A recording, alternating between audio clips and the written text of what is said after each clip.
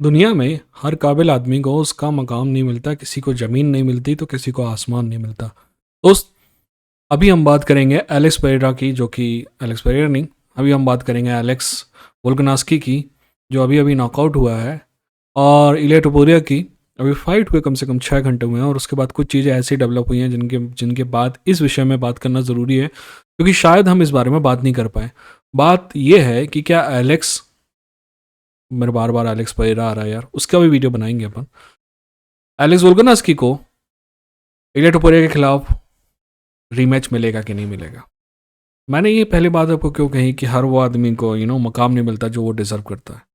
ठीक वैसे ही एलिस पेरेरा जो डिज़र्व करता है ज़रूरी नहीं है कि उसको मिले। ठीक वैसे ही कभी कभी ये हो सकता है कि कोई और आदमी जो डिज़र्व नहीं करता उसको मिले। अगर आप मुझसे पूछते कि अगर मेहराब द्विवेदी की परफॉर्मेंस ऐसी नहीं होती, ऐसी आज जैसी थी, तो मैं बोलता कि शॉन ओमैली को हारने के बाद भी उसको रीमैच मिलता।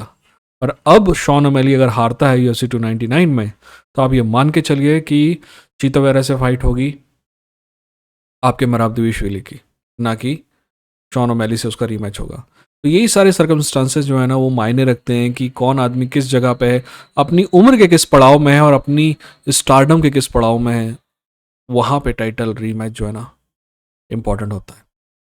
तो टाइम ना वेस्ट करते हुए इस मुद्दे पे बात करते हैं। सबसे पहली बात, क्या एलेक्स डिजर्व करता है टाइटल शॉट? बिल्कुल डिजर्व करता है। इसके उपरांत अगर आपको कोई बोले कि नहीं डिजर्व करता है, तो उसका इकलौता कारण ये होगा कि एलेक्स पेरेरा जो है, सॉरी एलेक्स वोल्कनास्की जो है अभी 2 लगातार नॉकआउट से आ रहा है, उसके खिलाफ ये आर्गुमेंट दिया जा सकता है। बट उनमें से एक नॉकआउट जो इस्लाम माखाचेव के खिलाफ है, उसमें यह आर्गुमेंट दे सकता है कि वो एक वेट क्लास अबव है। दूसरी बात, वो 11 दिन के शॉर्ट नोटिस पे था, तो आप उसको तो भूल जाइए। इस नॉकआउट को अगर आप उसको भूल जाते हैं तो आपके पास सिर्फ एक नॉकआउट बचता है, और एक नॉकआउट के बाद लॉन्ग स्टैंडिंग चैंपियन को रीमैच मिलता है। अब हम अगर कहें कि दोनों नॉकआउट को आप गिन भी रहे हैं, तो फेदर वेट में तो एक ही है। फेदर वेट में ना सिर्फ एक है, बल्कि बहुत लंबे समय से वोल्कनास्की इस जगह पे राज करते हुए आ रहा है। तो he deserve a title shot, he deserve a rematch, है ना। तो डिजर्विंग वाले में तो कोई सवाल नहीं है। अब बात अगली है, क्या एलेक्स चाहता है? क्योंकि जरूरी नहीं है ना, कई लोग होते हैं कि बोलते हैं मैं थोड़ा वेट करूंगा यार, थोड़ा आराम लूँ, 2 नॉकआउट हो गए। तो भैया एलेक्स पेरेरा ने जो बयान दिया उसके हिसाब से उसके दिमाग में सिर्फ एक चीज चल रही है, और वो है रीमैच। क्या इलिया टोपुरिया उसको देने के लिए तैयार है रीमैच? पहली बात तो इलिया टोपुरिया क्या देने के लिए तैयार है क्या नहीं है, वो ज़्यादा मायने नहीं रखता। बट फिर भी इलिया टोपुरिया ने कह दिया है कि Alex is a good guy, so I will give him rematch. अब एक्चुअल बात पे आते हैं। ये सारी बातें मायने नहीं रखते हैं। कॉन्ट्रैक्ट सिचुएशन की बात करते हैं कि एलेक्स पेरेरा का कॉन्ट्रैक्ट UFC के साथ कैसा क्या है। ठीक है, एलेक्स पेरेरा का जो कॉन्ट्रैक्ट है वो अभी इस फाइट के साथ खत्म हो जाता, पर इस्लाम मकाचेव से जो रीमैच किया एलेक्स पेरेरा ने, वहां पे एलेक्स पेरेरा को नया कॉन्ट्रैक्ट मिला जो ज़्यादा बेहतर कॉन्ट्रैक्ट था, और उस कॉन्ट्रैक्ट में एलेक्स पेरेरा को 7 फाइट ऑफर की, जिसमें से एलेक्स पेरेरा 2 फाइट ऑलरेडी कर चुका है, यानी कि 5 फाइट बाकी हैं। यानी एलेक्स पेरेरा कहीं और जाने का ऑप्शन एलेक्स पेरेरा के पास नहीं है। ठीक, अगली बात, क्या UFC का क्या विचार है? देखिए, UFC जो है इस लॉन्ग कॉन्ट्रैक्ट को 2 तरीके से यूज कर सकती है। नंबर 1, कोई नए स्टार बनाने के लिए, यानी किसी नए लड़के से उसकी फाइट कराई जाए, और ये मान के चलाया, जैसे कि सिंपल है, इलिया टोपुरिया से उसकी फाइट कराई गई, ये मानते हुए कि इलिया टोपुरिया उसको हरा भी सकता है। अगर वोल्कनास्की जीतता है तो उनका चैंपियन लगातार चल रहा है, जिसके साथ उनका लंबा कॉन्ट्रैक्ट है। वहीं अगर नया चैंपियन उसको हराता है तो नया स्टार बनता है। दोनों तरीके में UFC का फायदा है। तो क्या UFC वोल्कनास्की का उपयोग कर सकती है और भी नए स्टार बनाने में? पर यहाँ पर दिक्कत ये जाएगी कि 145 में वो किसको स्टार बनाएंगे? 145 में एलेक्स वोल्कनास्की सभी को हरा चुका है टॉप 6 में। तो अगर जो कोई भी मैच होगा तो वो रीमैच होगा, है ना। यार रीमैच नहीं, मतलब तो अगर आप मैक्स के साथ करोगे तो उसकी मैक्स के साथ तो 4th फाइट हो जाएगी, फिर क्या करोगे? प्रॉब्लम है ना। तो रीमैच होगा, तो ये बात थोड़ी सी डिफिकल्ट लगती है। दूसरा, वो इकलौता आदमी है जो एक्चुअली वोल्कनास्की से हारने के बाद वापसी की है, जिसने एक बार नहीं 2 बार, वो उसका आदमी का नाम है मैक्स हॉलोवे, यानी कि मैक्स हॉलोवे इकलौता वो बच्चा है, उसके साथ चौथी फाइट होगी, तो ये थोड़ा सा डिफिकल्ट लगता है। दूसरा, UFC उस कॉन्ट्रैक्ट का यूज कर सकती है इसको वापस से चैंपियन बनाने में। अब क्या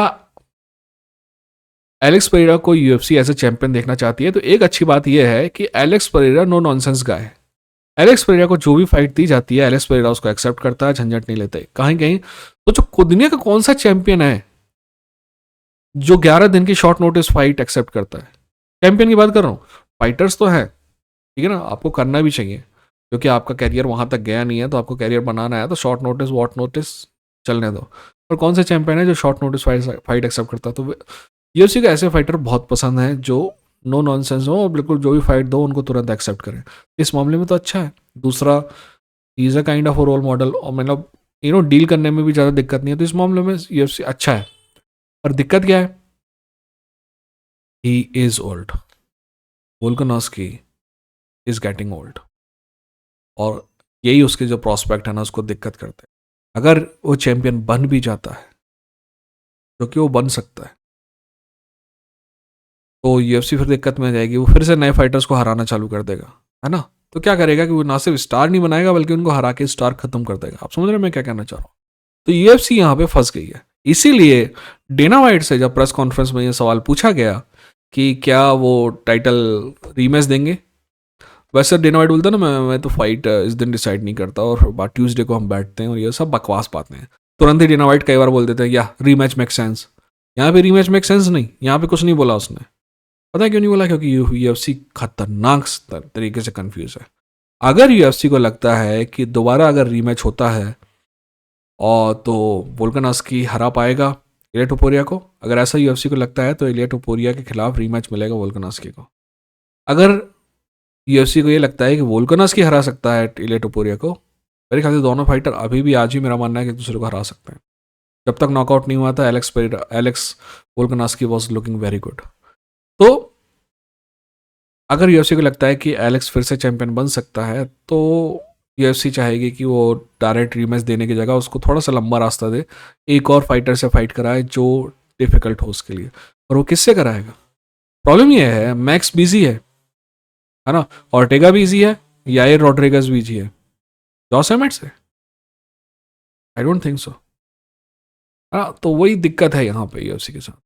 आप पूछेंगे कि मेरा क्या मानना, मेरा मानना है कि यूएफसी उसको एक फाइट का रास्ता देगी, यानी कि डायरेक्ट रीमैच की जगह एक लंबी फाइट का। बट फिर ये भी होता है ना, कभी कभी क्या होता है कि किसी पेपर व्यू में आपका वो नहीं मिल रहा, आपको चैंपियनशिप फाइट नहीं मिल रही, तो आप फिर ये जल्दी जल्दी बुलाएंगे दोनों को, तो दोनों कर देंगे। पर ये है कि मेरे को नहीं लगता कि Ilia Topuria is going to be difficult to manage. He is a star, Ilia Topuria already is star. Volkanovski बहुत शानदार चैंपियन था बट स्टार कभी नहीं था। ये बात जो है इलिया टोपुरिया के पक्ष में जाएगी, और इलिया टोपुरिया इस बात को समझता भी है। तो जरूरी नहीं है कि जिस तरीके से वोल्कानोव्स्की जल्दी से तैयार हो रहा था, इलिया टोपुरिया भी जल्दी से तैयार हो जाएगा। मेरा मानना है कि इलिया टोपुरिया भी अगली फाइट किसी और से करेगा, वोल्कानोव्स्की भी अगली फाइट किसी और से करेगा।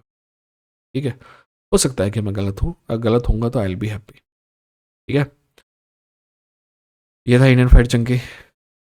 अपना ख्याल रखिए, अपनों का ख्याल रखिए। ठीक है।